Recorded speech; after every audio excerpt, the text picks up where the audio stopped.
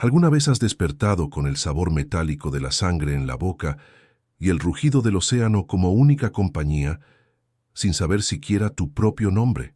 Imagina abrir los ojos y no ver más que una niebla infinita y devoradora, borrando cualquier rastro de civilización. Sientes el frío en los huesos y el terror en el alma, pero no sabes por qué. Solo tienes una certeza: estás sola, herida y a la deriva en medio de la nada. Pero el verdadero horror no es el océano que amenaza con tragarte, ni la mente en blanco que te tortura. El verdadero horror es el silencio, un silencio que está a punto de romperse por un secreto que duerme bajo tus pies. ¿Qué harías si descubrieras que tu única salvación es también tu condena? Quédate, porque esta historia te hará dudar de cada sombra. El mundo era gris, un gris opresivo, húmedo y salado, que se pegaba a la piel como una segunda capa de desesperación. La mujer abrió los ojos, pero la realidad no trajo consuelo, solo un dolor punzante en la sien derecha que latía al ritmo de las olas golpeando la madera vieja. Estaba tumbada boca abajo sobre unas tablas húmedas y astilladas. El olor a pescado podrido, gasóleo y salitre invadió sus fosas nasales, provocándole una náusea inmediata. Intentó levantarse, pero sus brazos fallaron, temblando como hojas al viento. ¿Dónde? Su voz salió rasposa, quebrada, como si no la hubiera usado en años. Se llevó una mano a la cabeza y al retirarla vio sus dedos manchados de rojo. Sangre seca y sangre fresca. El pánico, frío y agudo, le subió por la garganta. Miró su ropa. Llevaba un vestido que alguna vez debió ser elegante, de seda color crema, ahora rasgado, sucio de grasa y empapado de agua de mar. No recordaba ese vestido. No recordaba cómo había llegado allí. Peor aún, intentó buscar un nombre en los archivos de su mente, una identidad, algo a lo que aferrarse, pero solo encontró un abismo oscuro y vacío. Se arrastró hasta la borda, usando cada gramo de fuerza que le quedaba. El océano se extendía en todas direcciones, una masa infinita de agua plomiza bajo un cielo cubierto de nubes bajas y amenazantes. No había tierra. No había otros barcos. Solo ella y esa embarcación pesquera decrépita que crujía como un animal moribundo con cada embate del mar. «¡Hola!», gritó esperando que alguien, quien fuera, apareciera desde la cabina del piloto. «¡Ayuda! ¡Por favor!». Solo el viento le respondió, silbando a través de los cables oxidados. La soledad era tan absoluta que dolía físicamente. Comenzó a caminar, tambaleándose hacia la pequeña cabina de mando. Estaba vacía. El timón giraba loco, sin nadie que lo gobernara. Los cristales estaban sucios de sal, y en el suelo había vidrios rotos y papeles esparcidos, como si hubiera ocurrido una lucha. Recogió uno de los papeles. Era un mapa de navegación antiguo, con rutas marcadas en tinta roja que no significaban nada para ella. Su mente luchaba por conectar puntos, por encontrar una lógica, pero la amnesia era un muro de hormigón. Se miró en el reflejo de un cristal roto. Unos ojos grandes y oscuros le devolvieron la mirada, llenos de un terror primitivo. Era un rostro hermoso, pero demacrado por el cansancio y el miedo. De repente, un sonido rompió la monotonía del mar. No era el viento. No era la madera crujiendo. Era un golpe sordo, rítmico. Provenía de abajo, del suelo de la cubierta. Su corazón se detuvo un instante. Había alguien más, el capitán, o la persona que la había herido. El instinto de supervivencia le gritaba que buscara un arma, pero una fuerza extraña, una intuición que nacía de sus entrañas, la impulsó a buscar el origen del sonido. Caminó hacia el centro de la cubierta trasera. Allí, semioculta por una lona vieja y redes de pesca enmarañadas, había una escotilla de hierro. El candado que debía asegurarla estaba roto, colgando de un solo eslabón. Los golpes venían de ahí dentro. Eran débiles, desesperados. La mujer se arrodilló ignorando el dolor en sus rodillas y en su cabeza. Sus manos temblorosas agarraron la manija fría y oxidada de la escotilla. Pesaba 1 tonelada, o eso le pareció a su cuerpo debilitado. Tiró con fuerza, gruñendo, sintiendo cómo sus músculos protestaban. El metal chirrió, una protesta agónica contra el salitre que lo corroía. «¡Vamos!», gritó, poniendo todo su peso hacia atrás. Con un estruendo metálico, la escotilla cedió y se abrió de golpe, golpeando la cubierta. El olor que subió desde el agujero oscuro era una mezcla de humedad, encierro y miedo humano. La mujer se asomó, entrecerrando los ojos para penetrar la penumbra del porão. Y entonces todo se aclaró.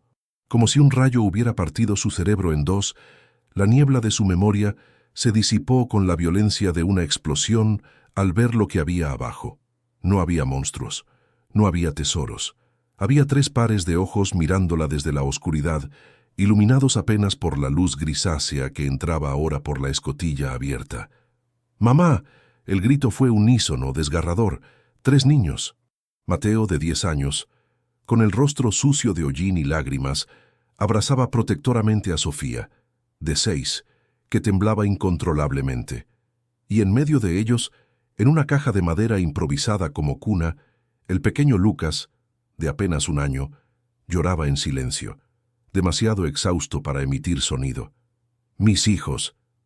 El grito salió de su garganta, no como una pregunta, sino como una afirmación que reescribió su realidad en un segundo. Ya no era la mujer sin nombre. Era Elena. En el instante en que sus pies tocaron el suelo del porão y sus brazos rodearon los cuerpos pequeños y frágiles de sus hijos, las imágenes la asaltaron. No fue suave, fue brutal. Recordó la lluvia torrencial de hace 2 noches. Recordó el sonido de los disparos en la biblioteca de la mansión. Vio a Alejandro, su esposo, caer al suelo, con el pecho teñido de rojo, gritándole con su último aliento: «¡Corre, Elena! ¡Salva a los niños! ¡No dejes que mi madre los tenga!».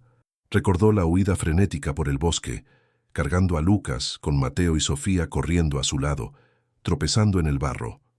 Recordó llegar al puerto viejo, sobornar a un pescador que nunca apareció, y verse obligada a robar este barco miserable para escapar de los hombres de trajes negros que trabajaban para su suegra, la matriarca de la familia, una mujer que valoraba el linaje y el poder por encima de la vida humana.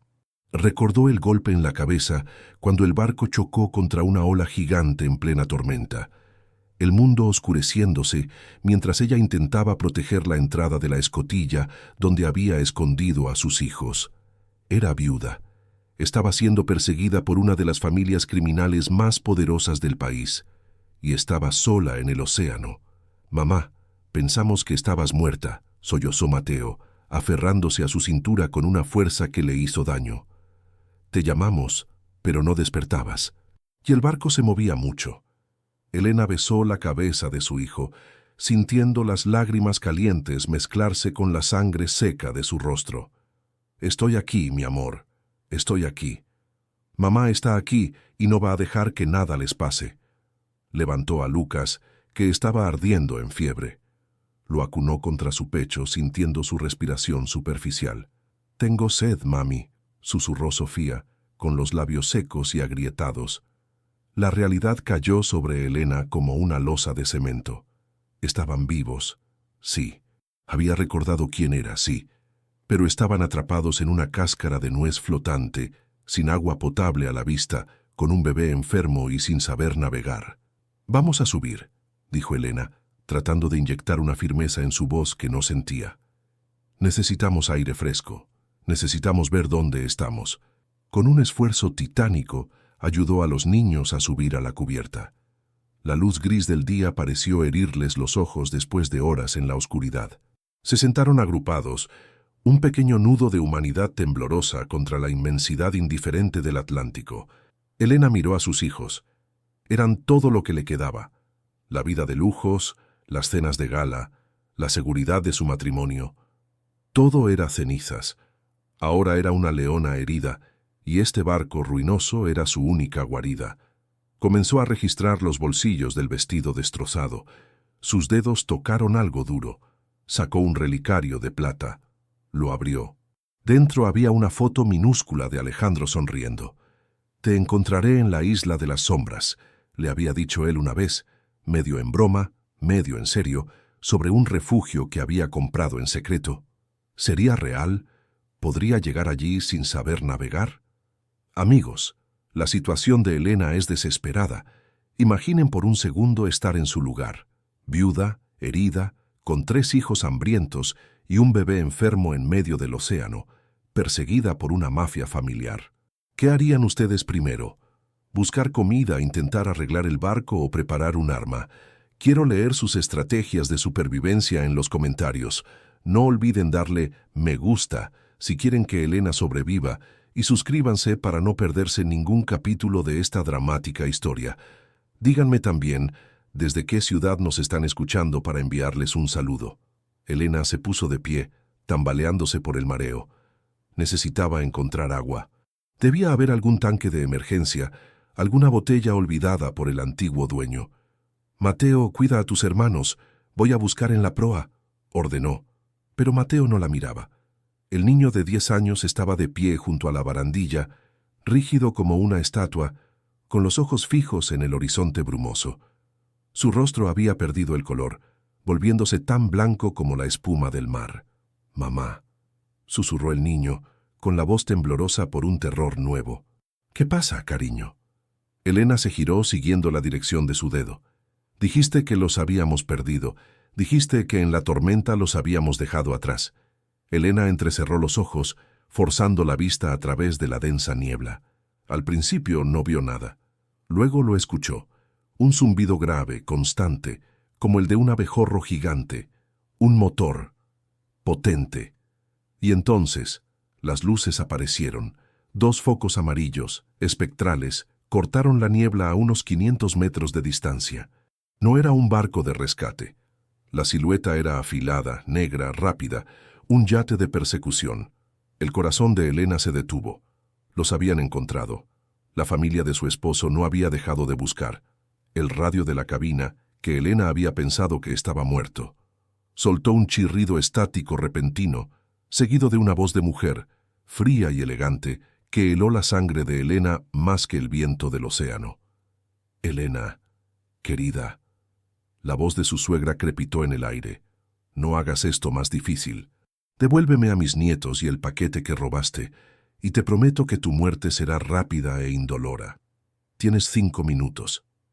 Elena miró a sus hijos, miró el mar infinito, y luego miró la escopeta de bengalas oxidada colgada en la pared de la cabina.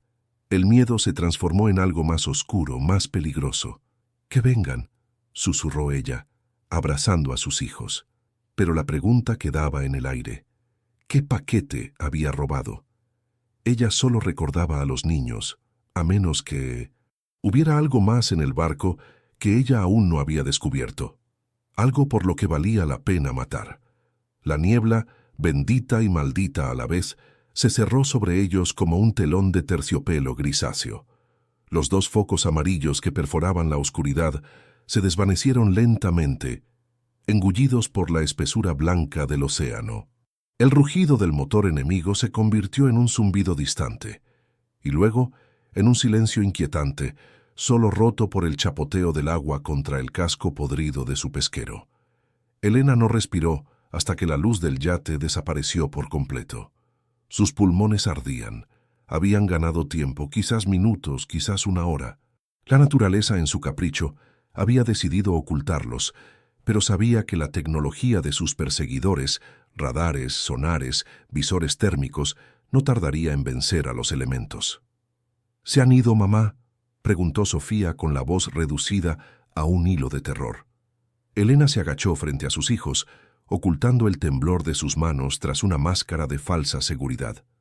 «Estamos jugando al escondite, mi amor, y somos los mejores en esto, pero necesito que vuelvan abajo, al porão. Allí estarán seguros». «No», Mateo se interpuso con los puños apretados. «Ahí abajo huele mal y está oscuro. Yo quiero ayudarte. Papá dijo que yo debía cuidarlas». La mención de papá fue un puñal en el pecho de Elena.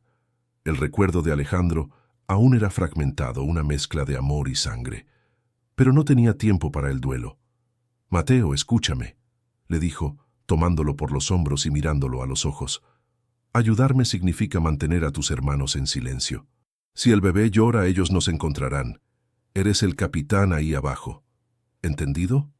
El niño asintió, tragando saliva, asumiendo una responsabilidad demasiado grande para sus 10 años. Elena los vio descender nuevamente a la oscuridad de la bodega y cerró la escotilla, pero esta vez no echó el cerrojo. Necesitaban poder salir si el barco se hundía. Sola en la cubierta, la realidad la golpeó con la fuerza de un maremoto. ¿Qué paquete? ¿Qué demonios tenía ella que valiera tanto como para movilizar un yate de asalto en medio del Atlántico? Entró de nuevo en la cabina del piloto. Era un espacio claustrofóbico, con olor a tabaco rancio y madera húmeda. Comenzó a registrarlo todo con una desesperación frenética. Abrió cajones atascados, arrancó paneles del suelo, sacudió mapas viejos. Nada. Solo basura de pescadores, anzuelos oxidados y latas vacías. Entonces, sus ojos se posaron en un pequeño armario de metal detrás del asiento del timonel. Estaba cerrado con un candado simple. Elena buscó algo contundente. Encontró una llave inglesa pesada bajo el panel de control. Con un grito de frustración y fuerza, golpeó el candado 1, 2, 3 veces hasta que el metal cedió. Abrió la puerta chirriante.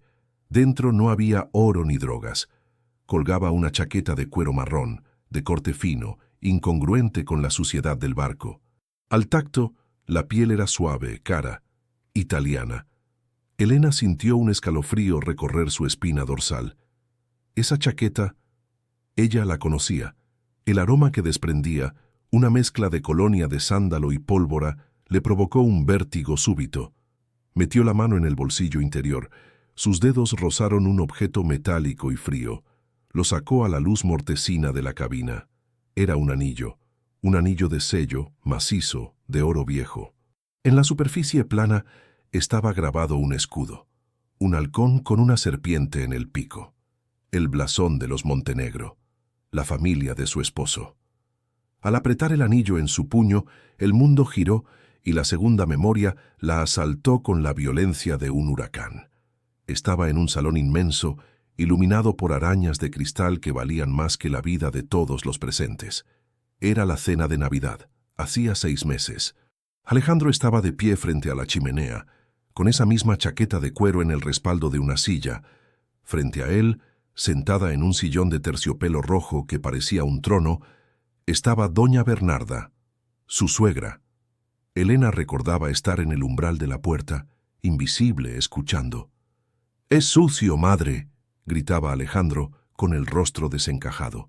Una cosa es el contrabando de mercancías, el lavado de dinero, pero esto trata de personas, niños. No voy a permitir que uses nuestros barcos para eso. Bernarda no parpadeó. Bebió un sorbo de su copa de vino tinto, sus ojos reptiles fijos en su hijo. Eres débil, Alejandro, como tu padre. El negocio evoluciona, la mercancía cambia. El apellido Montenegro perdura. Si no tienes el estómago para liderar, apártate, o te apartaré yo. Voy a ir a la policía. Tengo los libros de contabilidad. Tengo las pruebas del Proyecto Horizonte. Bernarda dejó la copa con suavidad sobre la mesa. El sonido del cristal contra la madera fue más aterrador que un disparo. Si cruzas esa puerta con esa información, dejas de ser mi hijo. Y tu querida Elena, y esos bastardos que llamas nietos míos, pagarán el precio de tu traición. Elena recordaba el terror puro que sintió en ese momento.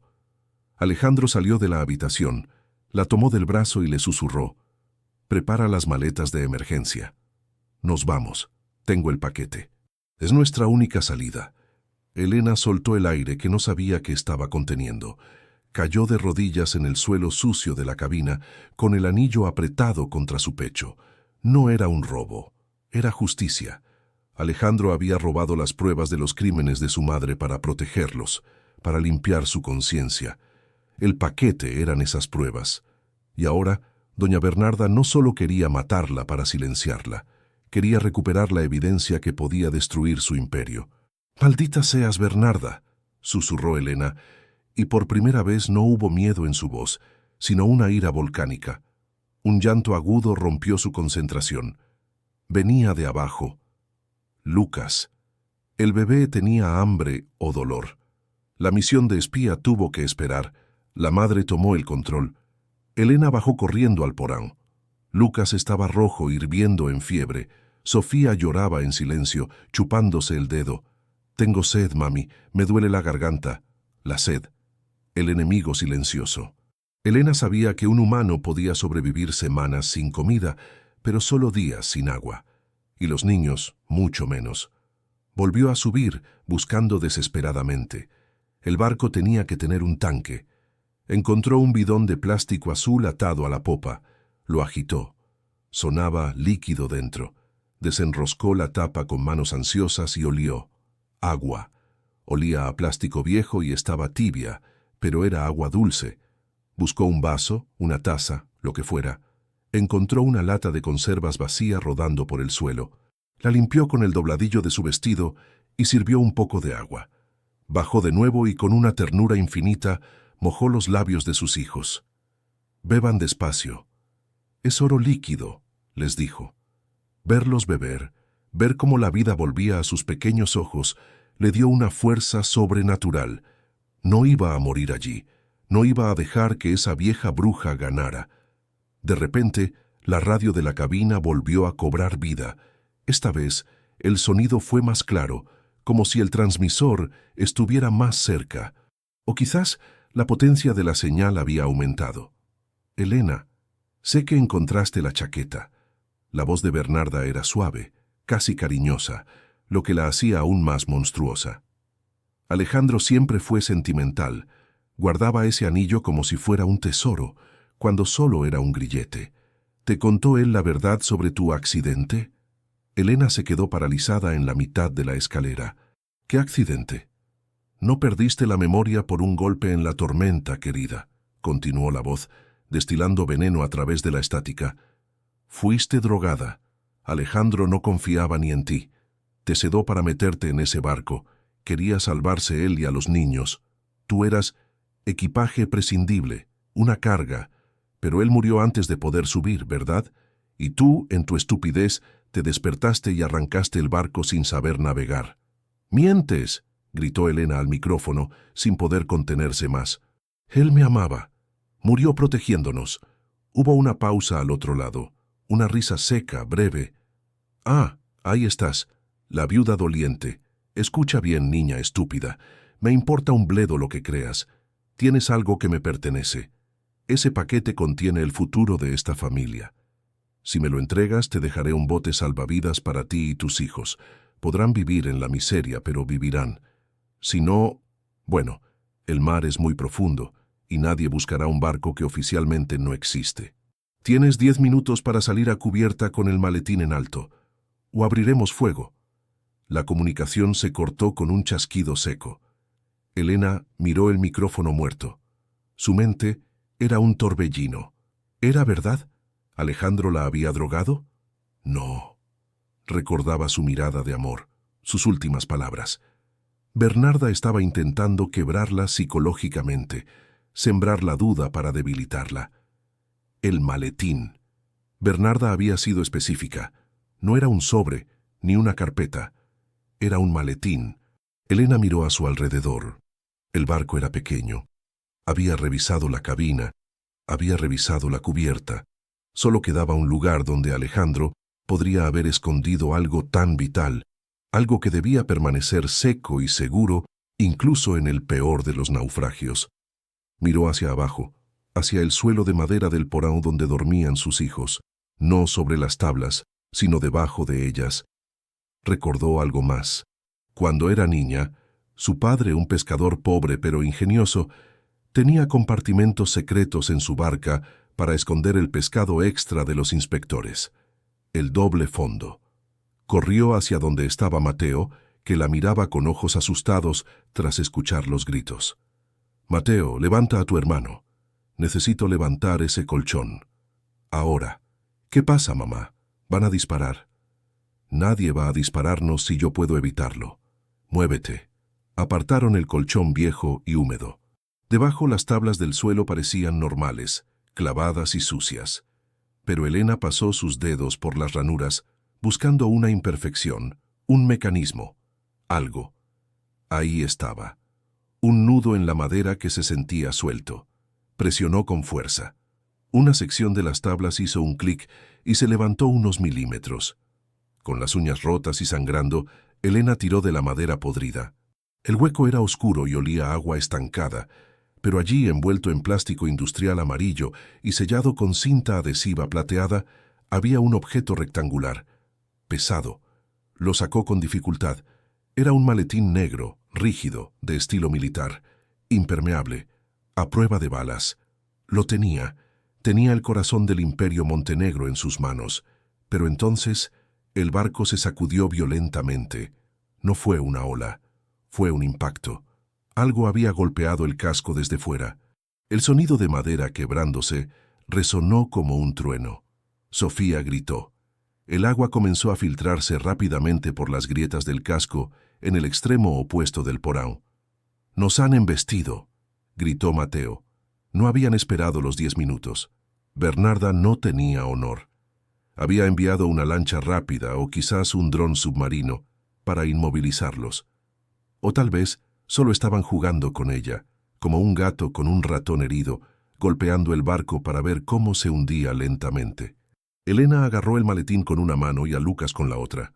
«Arriba, todos arriba ya», ordenó empujando a Sofía y Mateo hacia la escalera. Mientras subían, Elena escuchó el sonido inconfundible de un megáfono amplificado desde la niebla, mucho más cerca que antes. «Se acabó el tiempo, Elena. Sal con las manos en alto o hundiremos esa chatarra con todos vosotros dentro». Elena llegó a la cubierta bajo la llovizna helada. Apretó el maletín contra su pecho. Miró hacia la niebla, donde las sombras del yate se materializaban nuevamente, gigantescas y letales. Miró el maletín. Si se lo entregaba, los matarían de todos modos. No podía dejar testigos. Si no se lo entregaba, los hundirían. Tenía que haber una tercera opción. Tenía que haber una manera de usar ese maletín no como moneda de cambio, sino como arma. Su mirada se cruzó con la caja de bengalas que había visto antes. Solo quedaba una bengala en la pistola, una sola oportunidad, y un montón de bidones de combustible diésel mal cerrados en la cubierta de popa, justo donde el barco enemigo tendría que acercarse para abordar. Una idea loca, suicida y brillante comenzó a formarse en su mente recuperada. La viuda asustada había muerto en esa tormenta.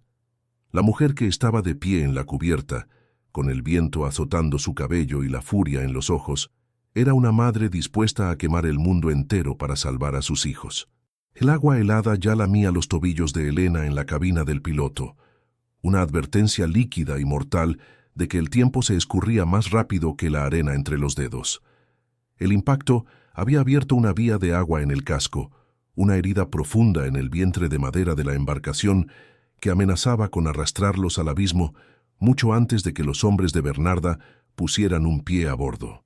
Sin embargo, el pánico que había paralizado a Elena horas antes se había disipado, reemplazado por una claridad fría y calculadora, nacida del instinto más primitivo que existe, el de una madre acorralada defendiendo a sus crías. No había espacio para el llanto ni para la duda, solo para la acción y la supervivencia. Con el maletín negro aún aferrado en su mano izquierda, Elena miró a través de los cristales rotos de la cabina. La silueta del yate enemigo se recortaba contra la niebla como un depredador metálico, sus luces de búsqueda barriendo el océano agitado, tratando de fijar su posición exacta para el abordaje final. Sabía que no dispararían con armas pesadas, no mientras creyeran que el maletín estaba a bordo. Bernarda valoraba esos documentos más que la sangre de su propia familia, más que la vida de sus nietos. Esa era su única ventaja, su escudo invisible. Elena depositó la caja negra sobre la mesa de cartas náuticas, empujando a un lado los mapas inútiles. Sus manos, aunque temblorosas por la adrenalina, se movieron con precisión sobre los cierres herméticos. Necesitaba saber. Necesitaba comprender por qué su esposo había sacrificado su vida, por qué ella estaba dispuesta a matar o morir. Con un chasquido seco que resonó como un disparo en el silencio tenso de la cabina, la tapa se levantó. El interior no contenía dinero, ni joyas, ni oro. Había carpetas de colores, discos duros externos, Y lo más escalofriante, fotografías. Elena tomó una de las imágenes al azar y sintió que la bilis le subía a la garganta. Eran fotos de niños, decenas de ellos, en instalaciones que parecían fábricas abandonadas, todos con la mirada vacía, trabajando o encerrados. Debajo de las fotos, documentos bancarios con sellos de paraísos fiscales y listas de nombres. Nombres de políticos, jueces, jefes de policía. La red de corrupción era inmensa, un cáncer que se extendía mucho más allá de los negocios turbios de la familia Montenegro. Esto no era simple contrabando, era esclavitud moderna, tráfico humano a una escala industrial. Proyecto Horizonte no era un nombre en código para una inversión inmobiliaria, como ella había creído ingenuamente. Era el horizonte de vidas robadas que sustentaba el imperio de su suegra. Un sollozo se ahogó en su garganta, pero fue interrumpido por un destello de memoria, nítido y doloroso. Vio a Alejandro en su despacho, semanas antes de su muerte, quemando papeles en la chimenea, con los ojos enrojecidos. Recordó que él la había mirado y le había dicho: «Si algo me pasa, no confíes en la policía local. Busca al agente Valdés, pero solo cuando estés segura. Primero, ve a la isla de las sombras, un pedazo de roca y selva en medio de la nada que Alejandro había comprado hacía 5 años, bajo el pretexto de construir un retiro vacacional que nunca se materializó. Ahora comprendía que nunca fue un lugar de descanso, sino un búnker, una estación de paso preparada para este exacto momento de apocalipsis familiar. Elena cerró el maletín con fuerza. Esas pruebas eran la única moneda de cambio que tenía, pero también eran su sentencia de muerte si Bernarda las recuperaba. No podía entregarlo. Jamás. ¡Mamá! El grito de Mateo desde la cubierta de popa la sacó de sus pensamientos. Elena guardó el maletín en una bolsa impermeable que encontró bajo el asiento y se la colgó al hombro, cruzada sobre el pecho como una bandolera. Salió a la intemperie, donde el viento había comenzado a aullar con una ferocidad renovada. El cielo, antes gris, se había tornado de un negro violáceo, presagiando una tormenta que haría parecer al temporal anterior una simple brisa de verano. Las olas comenzaban a crecer, levantando el pequeño pesquero y dejándolo caer con violencia, haciendo crujir cada cuaderna. «¿Qué pasa, Mateo?», preguntó, corriendo hacia sus hijos, que se agrupaban cerca de las redes de pesca, empapados y ateridos de frío. «Bajan un bote», señaló el niño, con los ojos desorbitados por el terror. Elena siguió su mirada. Del costado del yate lujoso, una lancha neumática negra, un Zodiac militar, descendía hacia las aguas turbulentas. Iba tripulada por 4 hombres vestidos con trajes tácticos y pasamontañas. No eran simples marineros, eran mercenarios, los perros de presa de su suegra. Venían a terminar el trabajo de cerca, a recuperar el paquete y a eliminar los cabos sueltos. «Escuchadme bien», dijo Elena, agachándose a la altura de sus hijos, ignorando el agua que le empapaba el vestido de seda destrozado. «Vamos a jugar al juego más importante de nuestras vidas. Mateo, lleva a tus hermanos a la proa, detrás de la cabina del ancla. Cúbrelos con la lona vieja. No salgáis, no miréis, no hagáis ruido pase lo que pase. ¿Me entiendes?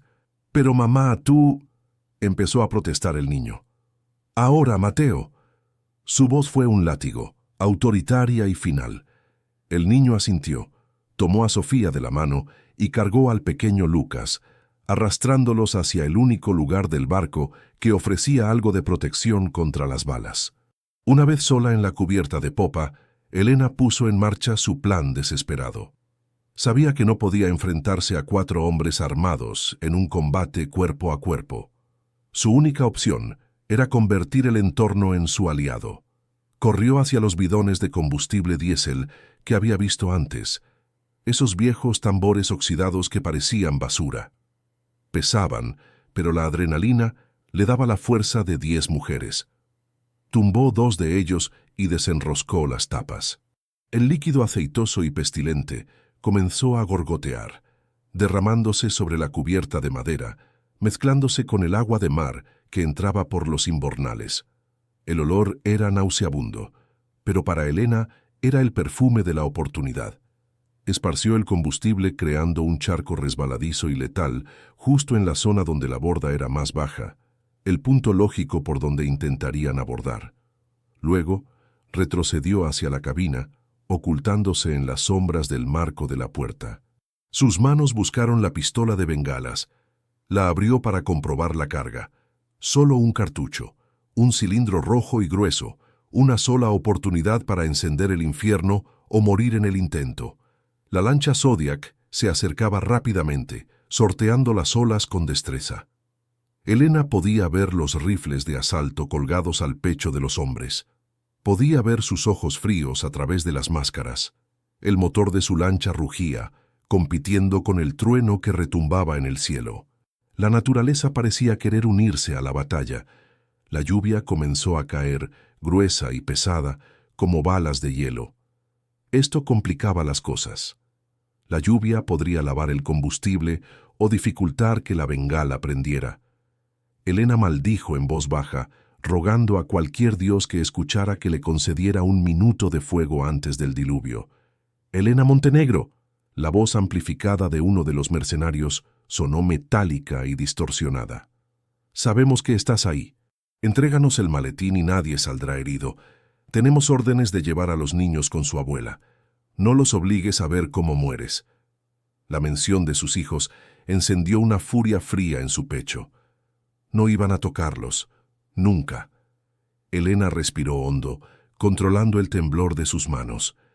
Levantó la pesada pistola de bengalas y apuntó, no a los hombres, sino a la madera empapada de diésel a sus pies, calculando la distancia, el ángulo, el momento exacto.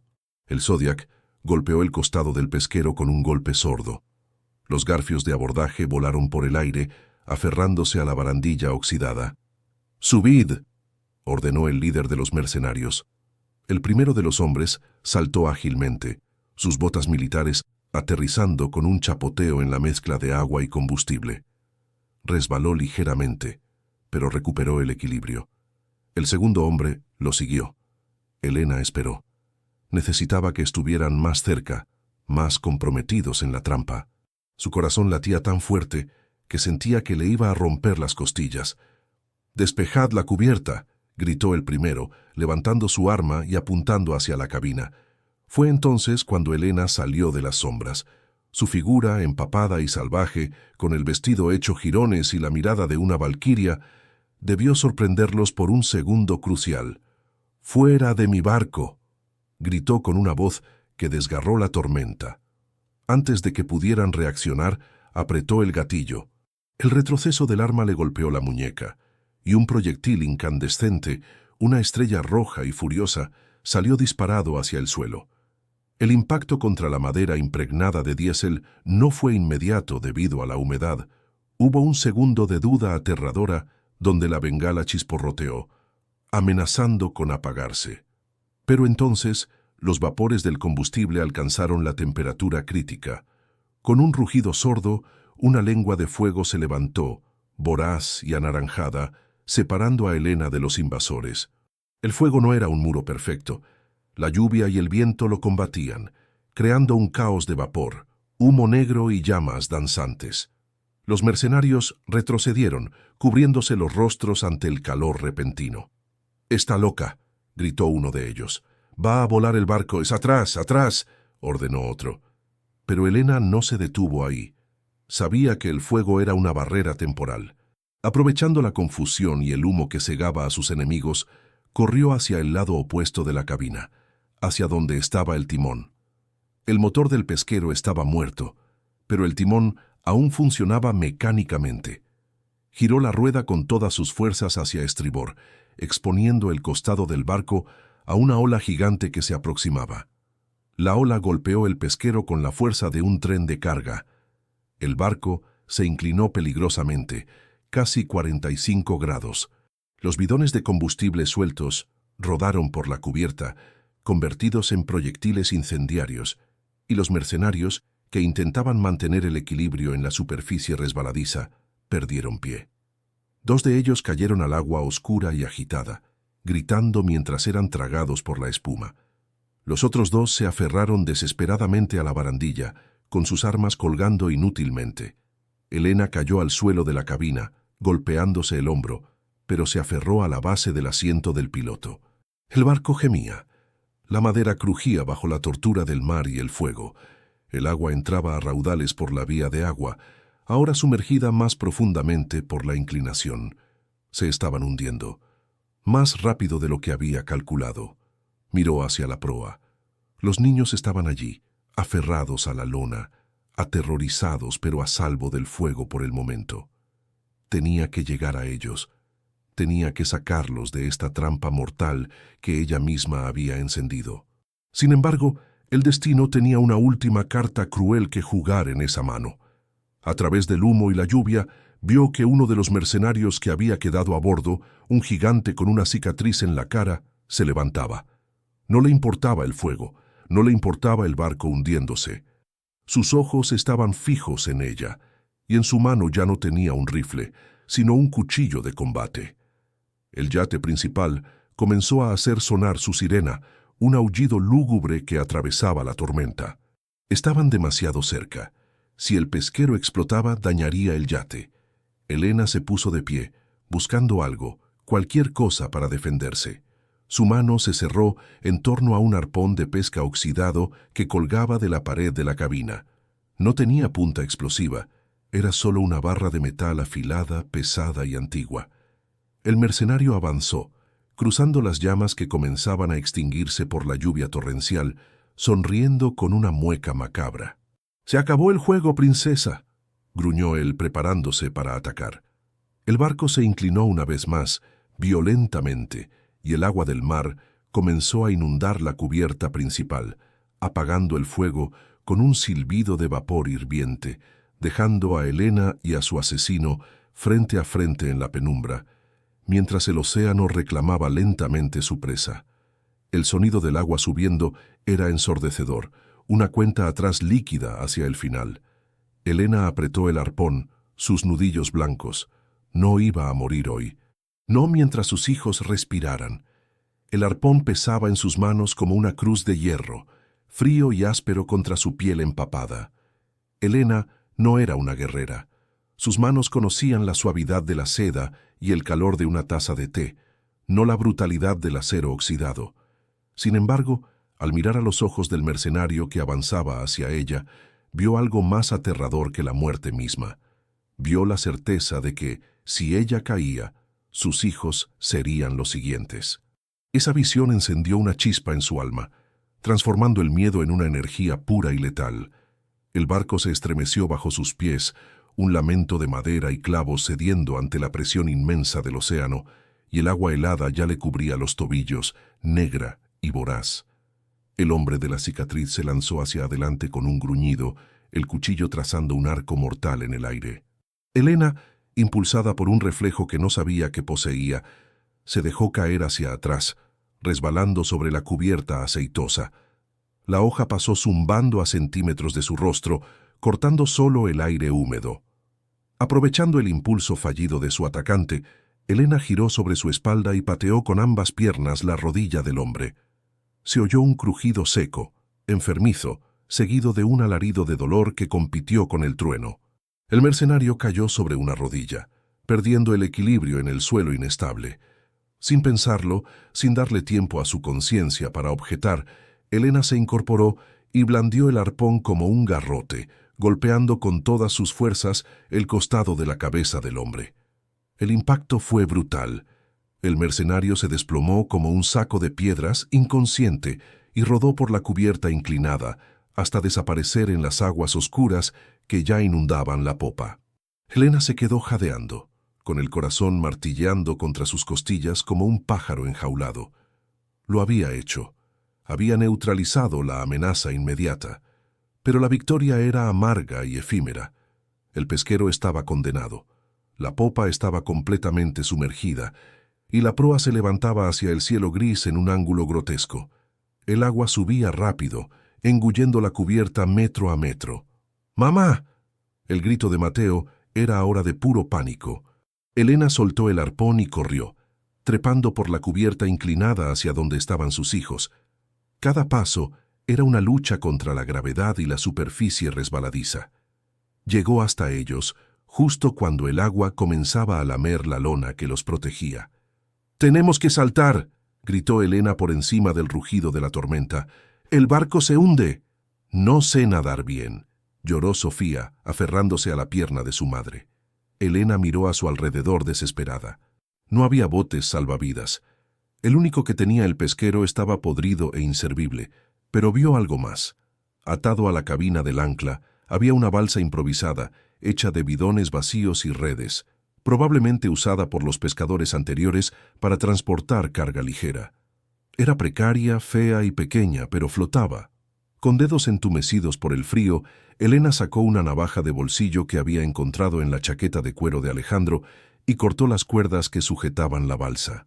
«Mateo, sube a Lucas primero, rápido».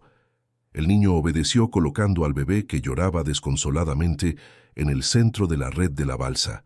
Luego ayudó a Sofía. El pesquero dio una sacudida final, un estertor de muerte, y comenzó a deslizarse rápidamente hacia atrás, hacia las profundidades. «Ahora, empujad», ordenó Elena. Entre los tres, empujaron la balsa por la borda justo antes de que el agua los alcanzara.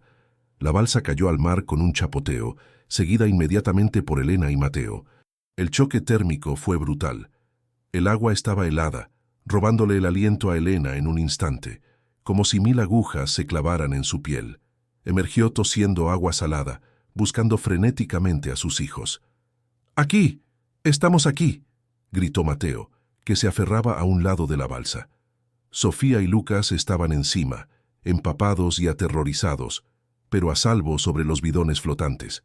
Elena nadó hacia ellos, sus músculos gritando de dolor, y se agarró al otro lado de la balsa. Miró hacia atrás. El pesquero, su refugio y prisión de las últimas horas, levantó su proa verticalmente hacia el cielo, como en una última plegaria, y luego se hundió rápidamente, desapareciendo en un remolino de espuma y escombros. Se habían quedado solos en la inmensidad del Atlántico, flotando en un montón de basura atada con cuerdas, pero no estaban solos. El rugido de motores volvió a llenar el aire. El yate de Bernarda, intacto y amenazante, giraba lentamente hacia ellos. Sus potentes focos barrieron el agua oscura hasta que la luz cegadora se posó sobre la pequeña balsa.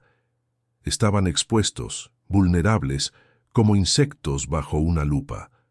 Elena sabía que no dispararían, no todavía. Querían el maletín, y ella todavía lo tenía, cruzado sobre su pecho en la bolsa impermeable, pesando como una losa. La voz de Bernarda resonó de nuevo, esta vez directamente desde la cubierta del yate, amplificada por el megáfono, sin la estática de la radio. «Impresionante, Elena. Realmente impresionante. Has sobrevivido al fuego y al agua. Pero esto termina aquí. Sube a bordo. Te daremos toallas calientes y sopa después de que me des lo que es mío». El yate se acercó, su casco de acero elevándose sobre ellos como una muralla inexpugnable. Desde la barandilla bajaron una escalera de cuerda. Varios hombres armados apuntaban hacia ellos, no para matar, sino para asegurar que no hubiera más trucos. Elena miró a sus hijos. Estaban azules de frío. Lucas había dejado de llorar, lo cual era una señal peligrosa de hipotermia. No podían resistir mucho más tiempo en el agua. Si subían, serían prisioneros, tal vez ejecutados una vez entregado el maletín. Si se quedaban, morirían congelados o ahogados. Parecía un jaque mate. Pero entonces Elena recordó algo más. Una memoria fragmentada de Alejandro, enseñándole a navegar en las cartas náuticas. El banco de niebla de las ánimas. Le había llamado a una zona cercana llena de arrecifes afilados y corrientes traicioneras, donde los grandes barcos no podían entrar sin encallar. «Es un cementerio de barcos, Elena. Solo los pescadores locos se meten ahí». Miró hacia el este. La niebla allí era más densa, casi sólida, y el agua se movía de forma extraña, con remolinos y espuma blanca que indicaban rocas justo debajo de la superficie. Estaba cerca, tal vez a 200 metros. «No subáis», susurró Elena a Mateo. «Vamos a nadar hacia allá». «Mamá, es el yate, nos salvarán», gimió Sofía, sin entender la maldad que habitaba en ese barco de lujo. «No son amigos, Sofía, son monstruos». Elena alzó la voz, mirando a la niña a los ojos. Confiad en mí, patead, patead con todas vuestras fuerzas hacia la niebla. Elena comenzó a nadar, empujando la balsa, alejándose de la escalera de cuerda. —¿Qué haces, estúpida? —gritó Bernarda desde la cubierta, su voz perdiendo la compostura fría por primera vez. —Te vas a matar en los arrecifes. Los mercenarios dudaron. Disparar ahora significaba arriesgarse a perder el maletín en el fondo del mar para siempre, o peor, matar a los niños, lo cual complicaría las cosas incluso para alguien tan poderoso como Bernarda. —No disparéis —ordenó Bernarda—. Seguidla, cercadla con el Zodiac. La lancha neumática que había recogido a los dos hombres caídos giró y aceleró hacia ellos. Pero Elena ya había entrado en la zona de peligro. El agua aquí era más turbulenta. Olas rompían sobre rocas invisibles, creando un laberinto mortal de espuma y piedra. El Zodiac, con su motor potente y su casco de goma, era más ágil que el yate, pero sus pilotos no conocían estas aguas como los viejos pescadores. Elena, guiada por una intuición desesperada y la memoria de los mapas de Alejandro, empujaba la balsa a través de canales estrechos entre las olas rompientes. ¡Ahí! —gritó un hombre desde el Zodiac, extendiendo un bichero para enganchar la balsa. El gancho de metal rozó el hombro de Elena, rasgando su piel, pero ella se impulsó hacia un lado, haciendo que el hombre perdiera el equilibrio. En ese momento, una ola traicionera levantó el Zodiac y lo lanzó contra un pináculo de roca que sobresalía del agua como un diente negro. El sonido del caucho desgarrándose fue agudo y terrible. El Zodiac se desinfló instantáneamente de un lado, volcando a sus ocupantes al agua furiosa. Los hombres gritaban, golpeados por las olas contra las rocas afiladas. Elena no miró atrás. Siguió nadando, pataleando, empujando. Sus brazos eran plomo. Sus pulmones ardían, pero la adrenalina de ver caer a sus perseguidores le dio un segundo aire. Se adentraron más y más en el banco de niebla, donde el yate grande no podía seguirlos sin destrozar su casco. El sonido de los motores se desvaneció, reemplazado por el estruendo constante del mar rompiendo contra los arrecifes. Estaban solos de nuevo, envueltos en una nube blanca y húmeda. Elena se detuvo un momento, aferrada a la balsa, jadeando. —¿Lo logramos? —preguntó Mateo, tiritando violentamente. —Por ahora —susurró Elena—. Pero la corriente aquí era fuerte. Sentía cómo el agua tiraba de sus piernas, arrastrándolos hacia adentro, hacia el corazón del laberinto de rocas. No tenía fuerzas para luchar contra la marea. Se dejó llevar, rezando para que la corriente los llevara a alguna playa y no a mar abierto o contra un acantilado. Pasaron horas, o tal vez minutos, que parecieron siglos. La oscuridad de la noche comenzó a ceder ante un gris pálido. El amanecer se acercaba, y con la primera luz del alba, la niebla se disipó ligeramente. Frente a ellos, emergiendo de la bruma como un fantasma, se alzaba una silueta oscura y escarpada. Tierra. Una isla. No era grande. Estaba cubierta de vegetación densa y acantilados negros, pero tenía una pequeña playa de arena gris, encajonada entre dos paredes de roca. —¡Tierra! —graznó Elena, con la garganta en carne viva por la sal. Usando las últimas reservas de energía que le quedaban en su cuerpo maltrecho, guió la balsa hacia la orilla. Las olas los empujaron, ayudándolos esta vez, y con un golpe suave, la balsa tocó arena. Elena se arrastró fuera del agua, cayendo de rodillas en la arena húmeda. Ayudó a bajar a los niños. Lucas estaba inmóvil, pálido como la cera. Sofía lloraba en silencio, demasiado exhausta para gritar. Mateo se derrumbó a su lado. Estaban a salvo del mar, a salvo de Bernarda por el momento. Pero estaban en una isla desierta, sin comida, sin agua dulce, sin fuego, y con un bebé moribundo. Elena miró hacia la selva que se alzaba frente a ellos, oscura y misteriosa. ¿Era esta la isla de las sombras de la que hablaba Alejandro? ¿O era simplemente una tumba verde donde nadie los encontraría jamás? Se tocó el pecho. El maletín seguía ahí. Su salvación. Su maldición. Entonces vio algo entre los árboles. Un destello metálico, cubierto de enredaderas. No era una roca, era una estructura. Una antena. Alejandro no había mentido. Elena se puso de pie tambaleándose. «Arriba, mis amores», dijo tomando a Lucas en sus brazos, tratando de transmitirle calor con su propio cuerpo helado. «No hemos llegado al final. Hemos llegado a casa». Pero mientras caminaban hacia la línea de árboles, Elena vio huellas en la arena. Huellas recientes, de botas militares. No estaban solos en la isla. Alguien había llegado antes. El miedo volvió a cerrar su garra helada alrededor de su corazón. ¿Había llegado Bernarda primero? ¿O había alguien más viviendo en este infierno olvidado? Las huellas en la arena gris eran una sentencia muda, un recordatorio cruel de que la paz era un lujo que Elena no podía permitirse. Eran profundas, marcadas con la suela inconfundible de botas tácticas, y se dirigían directamente hacia la espesura de la selva, hacia donde ella había visto el destello metálico de la antena.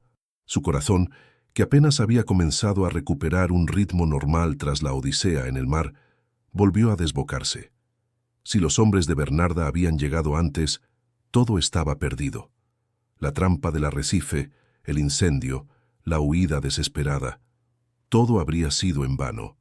Sin embargo, algo no encajaba. Se agachó para examinar el rastro.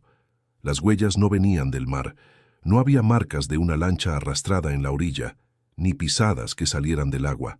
Venían del interior de la isla y regresaban a él, como si alguien hubiera estado patrullando la playa. Además, eran solitarias, un solo par de botas. Los escuadrones de la muerte de su suegra nunca operaban solos, se movían en manada, ruidosos y arrogantes. Esto era diferente, era metódico, sigiloso. «Mamá, tengo miedo», gimió Sofía, agarrándose a su pierna empapada. Elena miró a sus hijos. Lucas respiraba con dificultad. Su piel tenía un tono azulado preocupante. No podían quedarse en la playa expuestos al viento y a la vista de cualquiera que pasara por mar o aire. Necesitaban refugio, calor y medicinas, y la única esperanza de encontrar todo eso estaba siguiendo esas huellas hacia lo desconocido. «Silencio absoluto», susurró Elena poniéndose un dedo en los labios. «Vamos a jugar a ser fantasmas. Nadie nos ve, nadie nos oye». Cargó a Lucas con un brazo y con la otra mano tomó la de Sofía. Mateo, con la mandíbula apretada y los ojos muy abiertos, cerraba la marcha, tratando de pisar donde su madre pisaba para no dejar más rastro. Se adentraron en la vegetación. La selva era densa, un muro verde de helechos gigantes y árboles retorcidos que bloqueaban la luz del amanecer. El aire era pesado, húmedo y caliente, un contraste brutal con el frío del océano.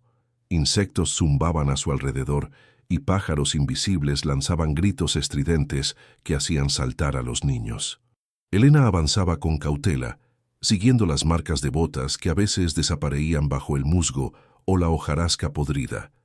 Caminaron durante lo que pareció una eternidad, aunque probablemente no fue más de media hora.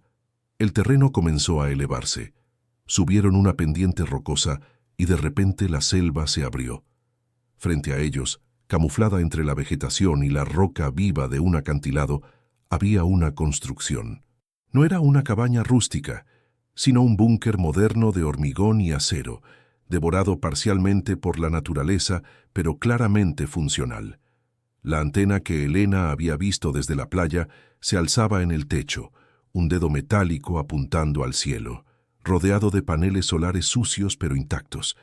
Pero lo que heló la sangre de Elena no fue el edificio, sino la figura sentada en los escalones de entrada, limpiando un rifle de francotirador con un trapo aceitoso. Era un hombre, alto, ancho de hombros, con el pelo gris cortado al estilo militar y una barba de varios días. Llevaba ropa de camuflaje desgastada. No parecía un mercenario de lujo de los Montenegro. Parecía un superviviente, un náufrago armado hasta los dientes. Elena se detuvo en seco, empujando a los niños detrás de un tronco caído. Pero el hombre ya había levantado la cabeza.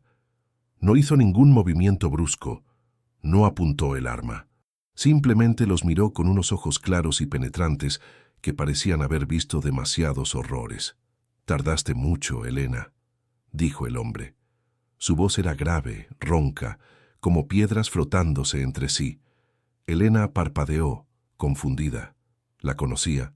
«¿Quién es usted?», preguntó saliendo de su escondite, irguiéndose para parecer más grande, más peligrosa, aunque por dentro temblaba. El hombre dejó el rifle a un lado y se puso de pie. Caminó lentamente hacia ellos, con las manos en alto para mostrar que no tenía intención de atacar. «Soy Valdés, agente Valdés, o lo que queda de él». El nombre golpeó la memoria de Elena como un relámpago. «Busca al agente Valdés». Las últimas palabras de Alejandro. El contacto de confianza. El único policía honesto en un mar de corrupción. «Alejandro me envió», dijo ella, con la voz quebrada por el alivio y la desconfianza. «Lo sé. He estado esperando su señal desde hace 3 días. Cuando el barco no llegó al punto de encuentro, temí lo peor». Valdés miró a los niños y su rostro endurecido se suavizó por un instante. Vio el estado de Lucas. «El bebé necesita atención médica. Ahora, entrad. Es seguro». Elena dudó un segundo, pero el calor que emanaba del interior del búnker y la promesa de seguridad fueron más fuertes que su miedo. Entraron.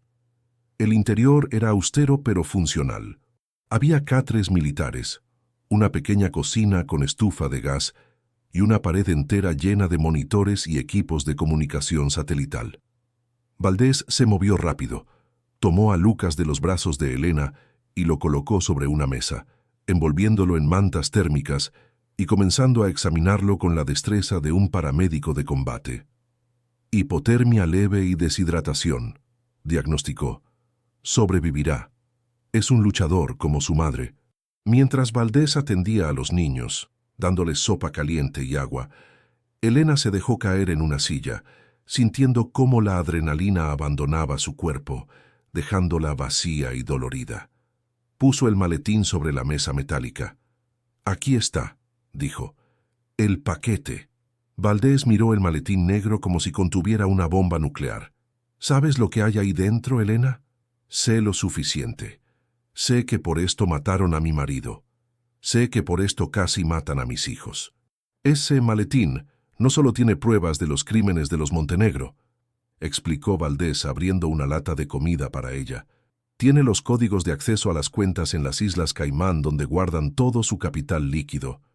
Si publicamos esa información, no solo irán a la cárcel, se quedarán sin un centavo. Les quitarás su poder, su influencia, su capacidad de sobornar jueces y contratar asesinos. Los destruirás por completo». Elena asintió lentamente. Justicia. No solo venganza, sino justicia real. Pero la paz duró poco. Un pitido agudo comenzó a sonar en uno de los monitores de la pared. Valdés se giró bruscamente, dejando caer la cuchara. «Maldita sea», masculló, tecleando furiosamente en una consola. «¿Qué pasa?», preguntó Elena, poniéndose de pie de un salto, el instinto de alerta disparado de nuevo. «El radar de proximidad. Tenemos compañía. Y no es un barco pesquero». En la pantalla verde, un punto parpadeaba acercándose a la costa de la isla. Pero no venía por mar, venía por aire. «Helicóptero», confirmó Valdés. «Un modelo civil modificado. Probablemente el transporte personal de Bernarda. Se cansó de enviar a sus perros. Viene la loba en persona». El sonido de las aspas cortando el aire comenzó a oírse a lo lejos, un bup-bup-bup rítmico que crecía en intensidad. «¿Cómo nos encontraron?», preguntó Elena. «Nadamos por los arrecifes. No dejamos rastro electrónico». Valdés señaló el maletín. «Ese maletín tiene un rastreador pasivo. Se activa solo cuando se abre o se mueve bruscamente. Alejandro no me lo dijo, probablemente no lo sabía. Bernarda siempre va un paso por delante». Elena sintió náuseas.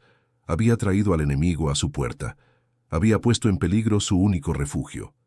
«¿Qué hacemos?», preguntó mirando a sus hijos que comían ajenos al nuevo peligro. Valdés fue hacia un armario blindado y sacó 2 chalecos antibalas y una pistola automática. Le tendió el arma a Elena.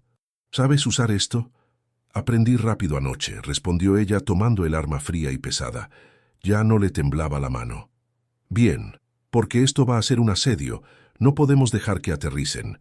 Si ponen un pie en la isla, nos superarán en número y potencia de fuego. Tenemos que derribarlos o obligarlos a retirarse antes de que toquen suelo. ¿Derribarlos? Elena miró a Valdés como si estuviera loco. ¿Con qué? ¿Con pistolas? Valdés sonrió, una mueca lobuna y carente de humor. Este búnker no es solo un escondite, Elena.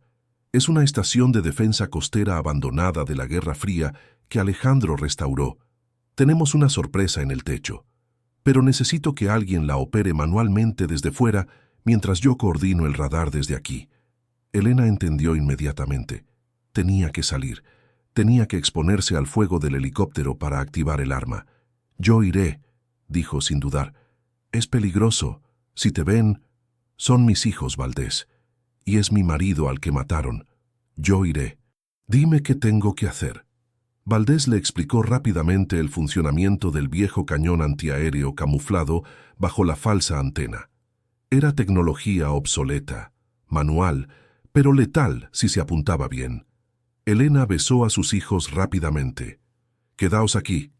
Haced caso al señor Valdés. Mamá va a terminar esto de una vez por todas. Salió del búnker hacia la luz cegadora del día. El ruido del helicóptero era ensordecedor ahora. Lo vio aparecer sobre la línea de árboles, una máquina negra y elegante, suspendida en el aire como un insecto venenoso. Podía ver la puerta lateral abierta y a un hombre con una ametralladora montada apuntando hacia abajo. Elena corrió hacia la escalera de metal que subía al techo, agachada, tratando de usar la vegetación como cobertura. Las balas comenzaron a llover a su alrededor, levantando géiseres de tierra y roca. El artillero la había visto. Subió los escalones de dos en dos, con el corazón en la boca. Una bala rebotó en la barandilla de metal, rozando su brazo, quemando la piel. Gritó, pero no se detuvo. Llegó al techo. Allí estaba.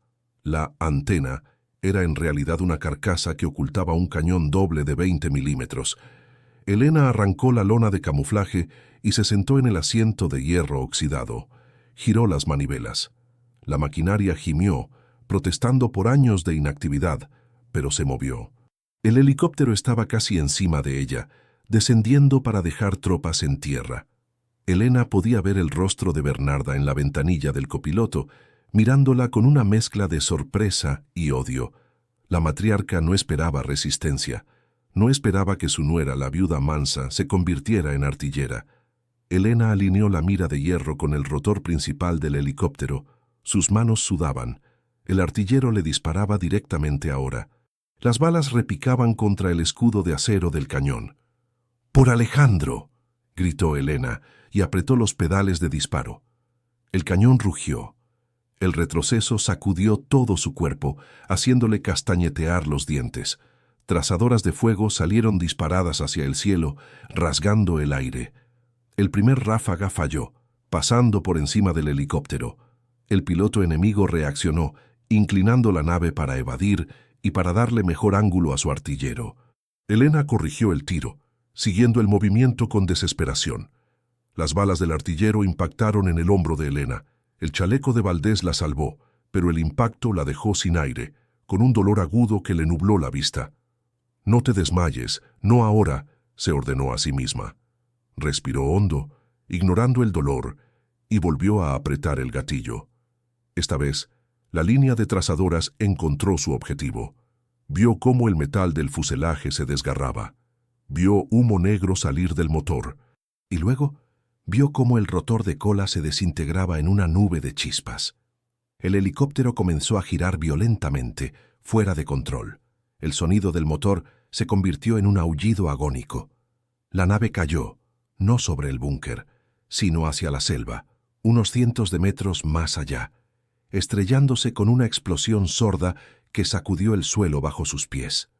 Una columna de humo negro se elevó hacia el cielo azul. Elena soltó los controles, temblando incontrolablemente. El silencio volvió a la isla, solo roto por el crepitar del fuego a lo lejos y el zumbido de sus oídos. Bajó del techo, tambaleándose. Valdés salió del búnker, con el rifle en la mano, mirando la columna de humo con incredulidad. «Lo hiciste», murmuró. Realmente lo derribaste. Pero Elena no sonrió. Sabía que esto no había terminado. Un accidente de helicóptero no mata necesariamente a todos sus ocupantes, y menos a alguien como Bernarda, que parecía tener un pacto con el diablo. «Tenemos que ir allí», dijo Elena recargando su pistola con manos ensangrentadas. «Tengo que asegurarme. Tengo que ver el cuerpo. Si está viva, volverá, y no parará nunca». «Estás herida, Elena». «No me importa. Vamos». Caminaron hacia la zona del impacto, con el olor a combustible quemado guiándolos a través de la selva. Cuando llegaron al claro donde había caído la aeronave, el escenario era dantesco. Metal retorcido, fuego y destrucción. 2 de los mercenarios estaban muertos, atrapados en los restos. El piloto también, pero la cabina principal estaba vacía. La puerta había sido arrancada. Había un rastro de sangre que se alejaba del accidente, adentrándose más en la espesura hacia los acantilados del lado norte de la isla. «Está viva», susurró Elena. Valdés levantó su rifle. «Yo iré por la izquierda, tú por la derecha. No te acerques. Si la ves, dispara. No dudes. Es ella o tus hijos». Elena asintió y se adentró en la maleza, siguiendo el rastro de sangre. La caza final había comenzado. Ya no era la viuda que huía. Ahora era la depredadora, y no se detendría hasta que la pesadilla terminara para siempre. El rastro carmesí pintaba un camino macabro sobre el verde intenso de los helechos, cada gota una cuenta regresiva hacia el desenlace fatal de una historia escrita con pólvora y traición. Elena avanzaba con la respiración entrecortada, no por el cansancio físico que le quemaba los músculos, sino por el peso aplastante de saber que el final estaba a solo unos metros de distancia. La selva se iba raleando, dando paso a rocas afiladas de granito negro y al rugido atronador del océano, golpeando contra los acantilados del norte. Ya no había vuelta atrás. Antes de dar el último paso hacia el abismo, quiero pedirles que se detengan un segundo. Imaginen estar en los zapatos llenos de barro de Elena, con el corazón latiendo en la garganta y una pistola pesando en la mano.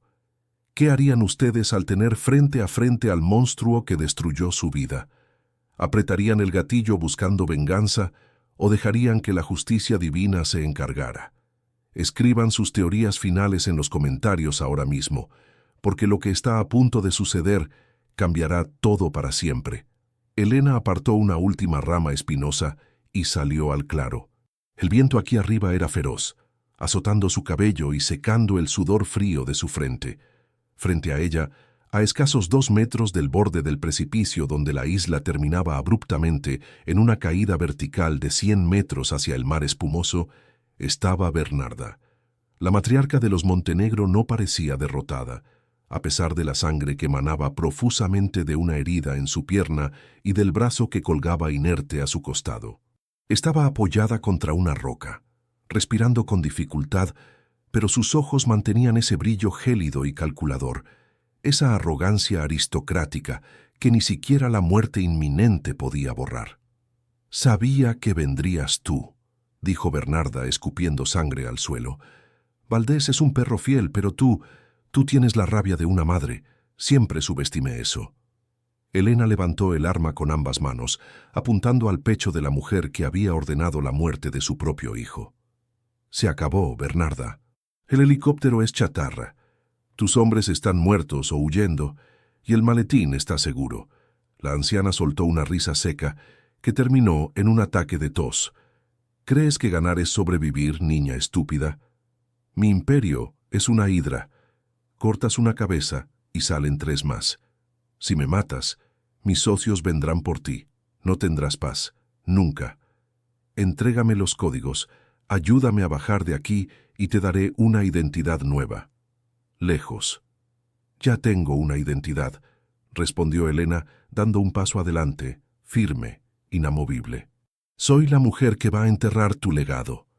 Bernarda intentó erguirse, el dolor cruzando su rostro como un relámpago.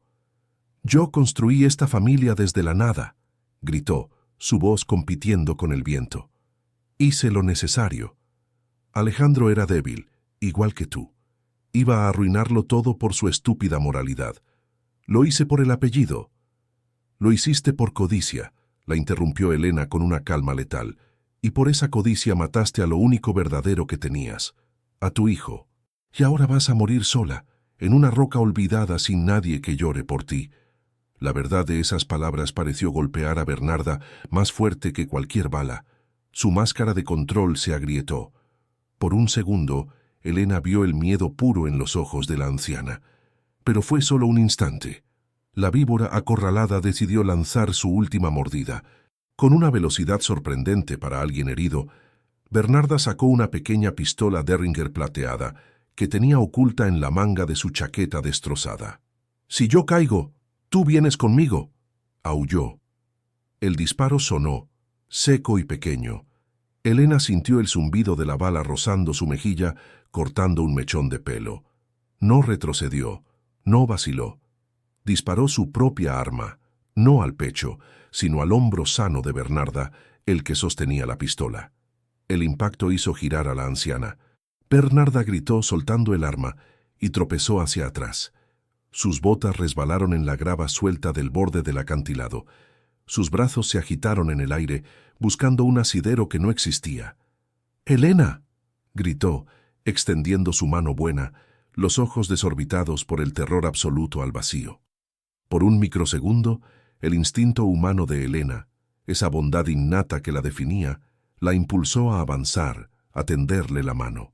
Pero entonces, la memoria de Alejandro cayendo al suelo, la imagen de sus hijos temblando en la balsa y la frialdad con la que Bernarda había intentado matarlos, detuvieron sus pies. «Adiós, suegra», susurró Elena. Bernarda perdió el equilibrio definitivamente. No hubo un grito largo de película, solo un jadeo ahogado mientras la gravedad reclamaba su deuda. Su cuerpo cayó, girando en el aire, hasta convertirse en un punto insignificante que fue tragado por las olas furiosas que rompían contra las rocas allá abajo. El mar, ese mismo mar que ella había intentado usar como tumba para Elena y los niños, se convirtió en su verdugo y su sepultura. Elena bajó el arma, se acercó al borde con cuidado y miró hacia abajo. Solo había espuma blanca y agua oscura. Se había acabado. El silencio que siguió fue casi religioso, solo roto por el viento y el latido de su propio corazón, que poco a poco comenzaba a encontrar un ritmo de paz.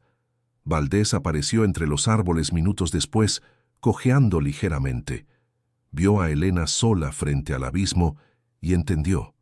No hizo preguntas, solo asintió, con un respeto profundo en la mirada. «Vámonos», dijo él.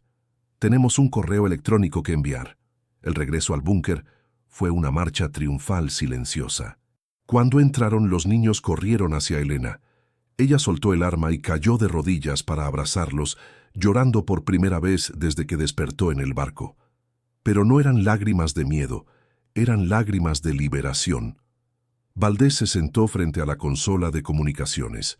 Conectó el maletín. La pantalla se llenó de barras de carga y códigos encriptados. «¿Estás lista?», preguntó el agente, con el dedo sobre la tecla de envío. «Una vez que haga esto, será noticia mundial en 1 hora. Interpol, FBI y la prensa, todos tendrán los archivos, las cuentas se congelarán. Los socios de Bernarda serán expuestos. El Imperio Montenegro dejará de existir».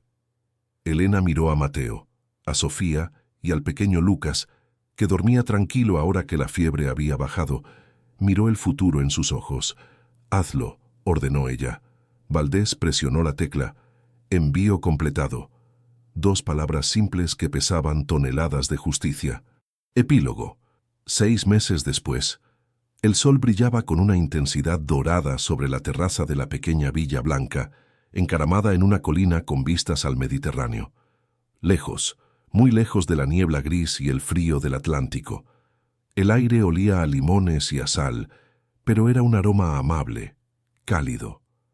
Elena estaba sentada en una silla de mimbre, escribiendo en un diario. Llevaba un vestido de lino blanco, sencillo pero elegante. Su cabello había crecido y su piel estaba bronceada. Las cicatrices físicas de aquella noche en el barco casi habían desaparecido, quedando como finas líneas plateadas que ella no intentaba ocultar. Eran su mapa de guerra, la prueba de su victoria. En el jardín, 3 niños jugaban persiguiendo a un perro labrador dorado. Mateo reía lanzando una pelota, mientras Sofía intentaba enseñarle trucos al animal. Lucas, ya caminando con pasos torpes y decididos, aplaudía cada vez que el perro ladraba. Una figura masculina se acercó desde la casa, trayendo una bandeja con limonada helada. No era Valdés. Él había vuelto a su vida en las sombras tras cumplir su misión, aunque enviaba postales crípticas de vez en cuando. Era un hombre nuevo, un vecino amable, profesor de historia que había comenzado a cortejarla con paciencia y respeto, sabiendo que el corazón de Elena era un jardín que necesitaba tiempo para volver a florecer. ¿Malos recuerdos?, preguntó él al verla pausar la escritura y mirar al horizonte. Elena sonrió cerrando el diario. No, solo recordaba lo lejos que hemos llegado. Las noticias habían sido un torbellino los primeros 3 meses. El escándalo del caso Montenegro había sacudido los cimientos de la sociedad. Decenas de arrestos, incautaciones millonarias. La organización había sido desmantelada hasta los cimientos.